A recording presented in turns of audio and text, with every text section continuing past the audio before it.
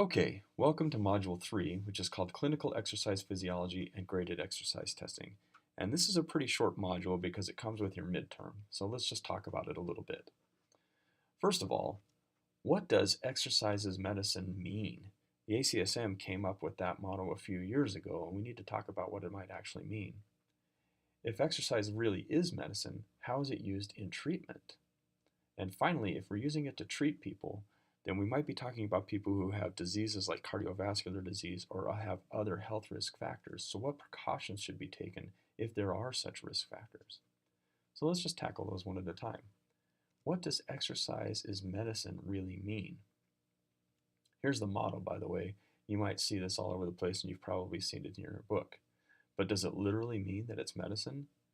This, by the way, is now my favorite photograph on all of the internet. I'll just give you a moment to explore its genius.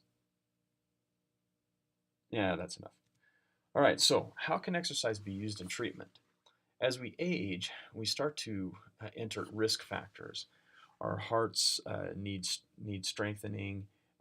We need sometimes to lose weight. We need to reduce some risk factors for cardiovascular disease or pulmonary disease and so forth. So exercise is interesting because it can help us treat populations maybe that are aging and have these risk factors. It can help to treat things like obesity. It can help to treat things like cardiovascular disease.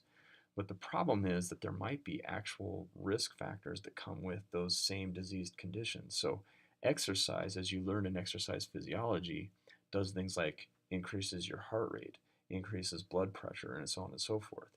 If you already have cardiovascular disease, this could actually endanger your life rather than cause a healthy adaptation. So there's a balance point somewhere in there.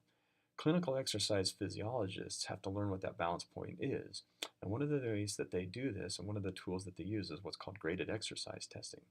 So we evaluate people for risk factors, and then we do things like stress test their heart to see what they can, excuse me, what they can and what they can't handle if we prescribe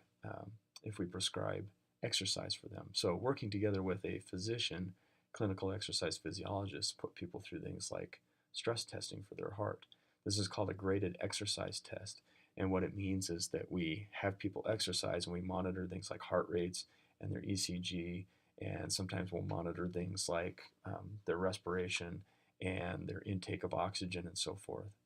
And that information is used to determine what they can and can't handle and whether or not they can engage in a full exercise program.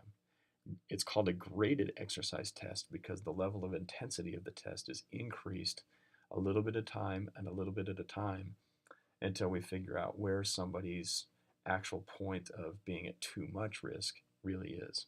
So in this module, you're really only going to do two things.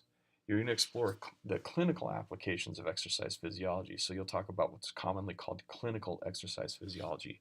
And just so you know, the ACSM has a certification in clinical exercise physiology, and that actually is a job. There is a career path in clinical exercise physiology. And then you'll take your midterm examination. So I'll let you get to that. There won't really be a discussion after the midterm examination, but there will be one for clinical applications of exercise physiology.